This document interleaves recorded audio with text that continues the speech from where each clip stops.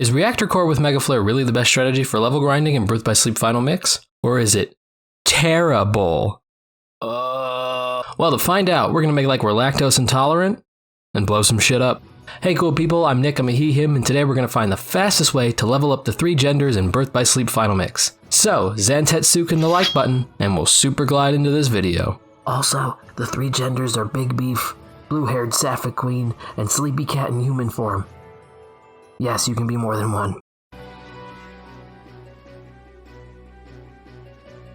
So during the story, I never really grind, more of a twerker, but I'll tell you what I do to stay at level during my critical mode playthroughs.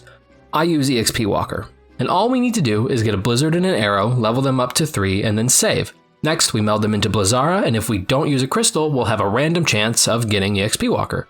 If we don't get it, we'll just reset and try again until we do. Let's go gambling! Aw, dang it. Aw, dang it. Aw, dang it. Now, if you want a guaranteed EXP Walker, the earliest convenience is Radiant Garden, where Leafy McLeafface here can drop an Abounding Crystal. And if we attach that to our Arrow Blizzard meld, we're guaranteed to get it. This really is my only strategy to stay at level. I get to the final save point around level 30 to 35 on each character.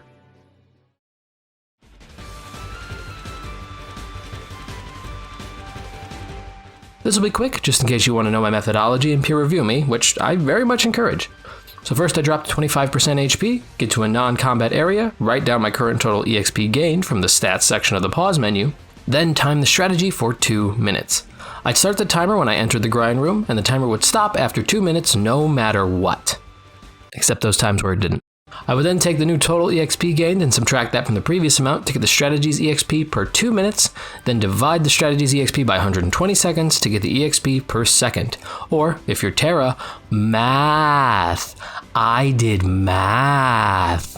I also did each strategy 6 times, once with each character on 2 different difficulties. Little known fact, Birth by Sleep Critical Mode actually receives 75% of the enemy EXP compared to the other 3 difficulties, which means if you get 100 EXP from an enemy on Beginner, Normal, or Proud mode, then on Critical Mode, we'll only receive 75 EXP for that same enemy. With that in mind, I did my tests on both Critical and Beginner modes. Also, big thank you to all the people who posted their strategies. Nothing but respect for each and every person I mentioned today. Go watch their videos linked in the description. Now, let's talk about the actual strategies.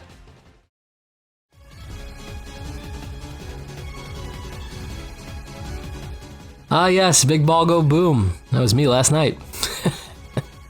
Gamersjoint, key time 15, and limit form 72 all say a deck of Megaflare, Victory Pose, Megaflare, Victory Pose, and Megaflare again is the way to go. So here's the setup. Make sure you give EXP Chance a smooch so that it's turned on, wink wink, and turn off EXP Walker, HP Prize Plus, and Treasure Magnet. This will be the setup for all of our strategies. Now get knocked down to 25% HP, aka blinking, and the strategy works like this. Walk into the Reactor Core and dodge towards the center.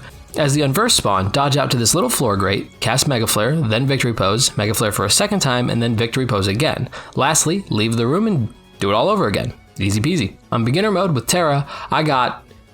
Okay, I can do math, but trying to read math is... Ugh. Okay, so just bear with me. 15,525 EXP in 2 minutes, or 122.24 EXP per second, parenthesis EPS. Ventus got 16,557 EXP in 2 minutes 9 seconds, aka 128.34 EPS, and Aqua achieved 14,402 EXP in 2 minutes, which equals 120.01 EPS.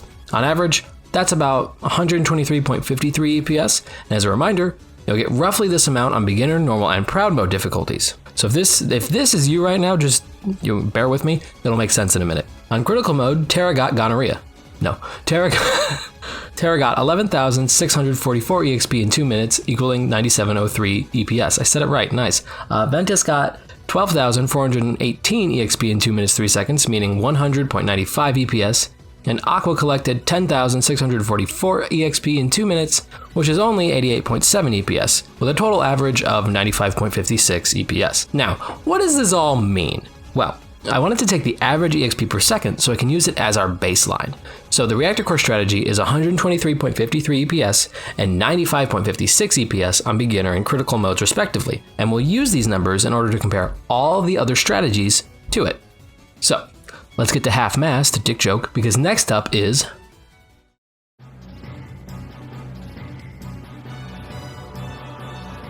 Shocking no one, we're only going to do half of the previous strategy. This version was suggested by Librascope in their video about the different ways to use Megaflare and Reactor Core. Watch their video for more details, linked in the description. So the idea is the same, just that we only want to do one Megaflare and one victory pose, and then much like Patrick said, let's leave! On beginner mode, Terra slid by with 16 through 320. Okay, I'm just going to put the full info on the screen, and I'll just say the EPS from here on out. It was 136 EPS. Ventus rolled by with 138.75 EPS, and Aqua did a Fergie cartwheel to get 134.55 EPS. Do you remember that? On critical mode, Terra rocked it by getting 102 EPS, Ventus swept up with 103.55 EPS, and Aqua soaked them with 98.9 EPS. Hey, so something inflicted on me while testing. Radiant Garden is supposed to have a combat level of 6, which is where these previous numbers have come from. But sometimes what can happen is in a story data, let's say Terra's story, it can receive the combat level of the final episode, which for Radiant Garden is combat level 10. This boosts our EXP gains dramatically. Okay, with combat level 10, Terra on beginner mode, for the Reactor Core full loop, he got 510.72 EPS and 534.75 EPS for the half loop. To be frank, no, I'll be Nick. These numbers are insane. I don't know why this happens, but sometimes it does, and I will account for it when I tally at the end. Just thought I'd bring that up.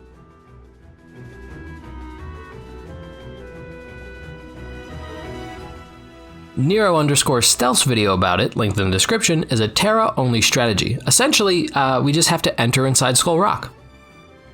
For this strategy, we'll use 2 Megaflare on the blob mob, and then victory pose once it's totally defeated, then reset the room, all while at 25% HP. On beginner mode, Terra broke new ground at 190.24 EPS, and on critical mode, he slammed it out, not a sex joke I promise, with 142.68 EPS.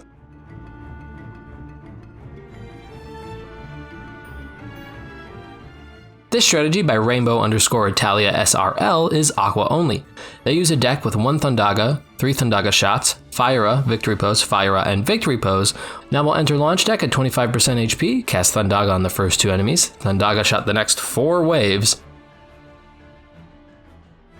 and then when Blob Mob appears, we Fira it, then jump onto the nearby block, victory pose, then repeatedly cast Fira until one of the smallest clones is defeated. We then victory pose, and repeat the last 2 steps, victory posing as we defeat each copy, and continue until all copies are beaten, then we reset the room.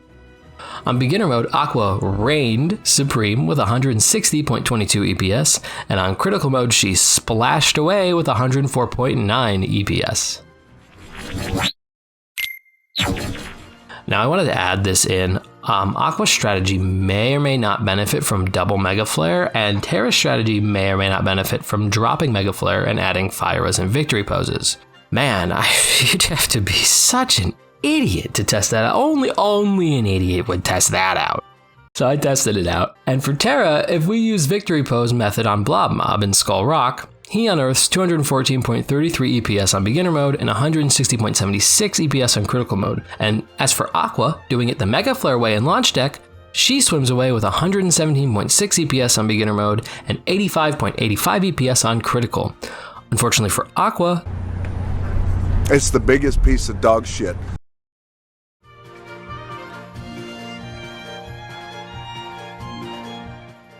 Another strat I found, posted by Federico Nicholas, no relation, works for all characters if we, with the Pixie Petal Keyblade or a higher MP Keyblade, come from the Gully or Mermaid Lagoon at 25% HP, and Thundaga one group, dodge away, victory pose, then Thundaga the next group, dodge towards our exit, victory pose, and reset the room, we'll do Federico's strategy.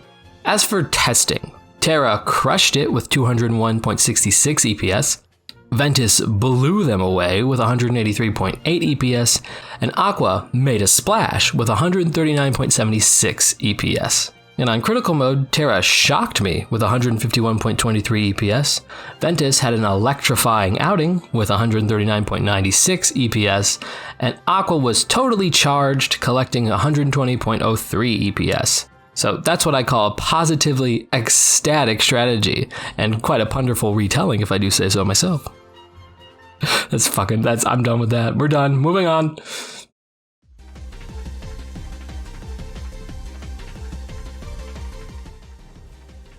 The Mickey D-Link was rough.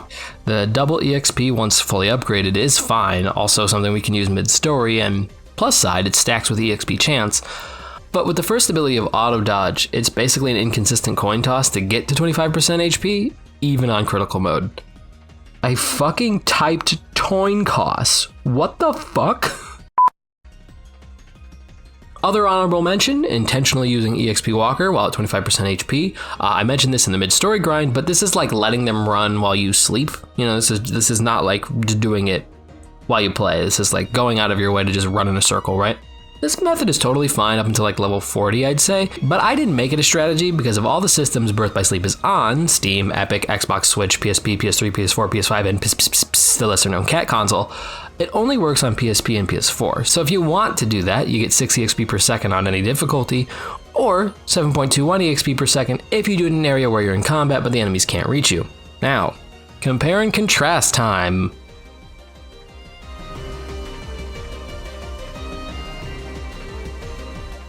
The moment we've all been waiting for. In the end, you owe me a like if you sang I tried so hard and got so far.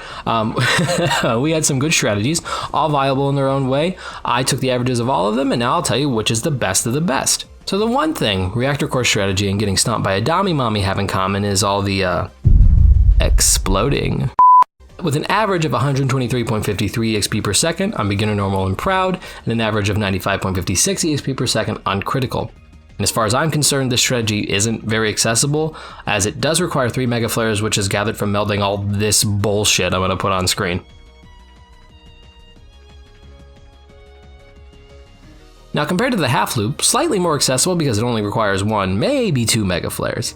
It has an average of 136.43 on beginner, normal, and proud, and 101.48 EPS on critical. So it's more accessible with a faster EXP gain on average. However, we do explode a little less. I'm sorry. But we will put it as the current victor despite less climaxing, you could say.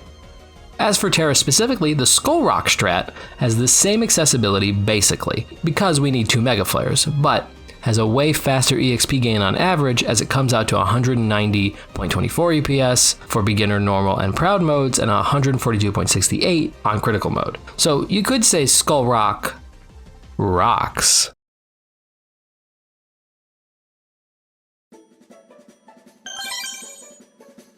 As for Skull Rock 2 Fira Go Boom, we only need 1 Megaflare, so a little more accessible, and then 2 Firas and 2 victory poses.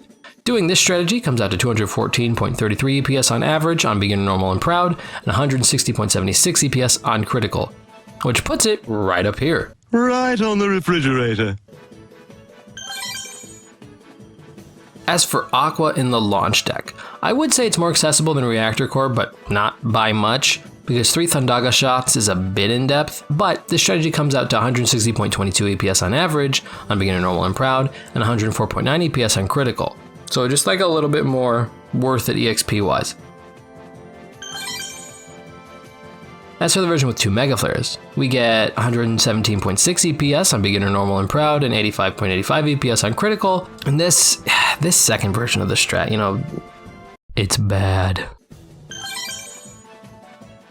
Now, jungle clearing is like unprotected sex in a McDonald's bathroom. Bada ba ba ba, I'm loving it. It's by far the most accessible strat, only needing 1 Thundaga, which we can get from striking the top of the totem pole in the camp east of the gully, and 1 victory pose worth 200 medals in the Mirage Arena shop. On beginner, normal, and proud, we get 175.07 EPS on average, and on critical, it's 137.07 EPS on average. Now let's actually compare and contrast. The best strategy for Terra on beginner, normal, and proud mode is the Skull Rock strategy with 1 Megaflare, 2 Firas, and 2 victory poses. For Ventus, his best is Thundaga and jungle clearing. And Aqua's best is launch deck with 1 Thundaga, 3 Thundaga shots, 2 Firas, and 2 victory poses. Now then, critical mode, the best strategy for Terra is still Skull Rock with 2 Firas. Ventus is jungle clearing still, but now it is also that for Aqua. However, you may have noticed the Reactor Core strat is way above the numbers I've been throwing out. Do you remember the combat level glitch I mentioned? You owe me a like if you began singing 21st Night of September, you ADHD heaven bitch. Well, here's what the glitch does to the strategies.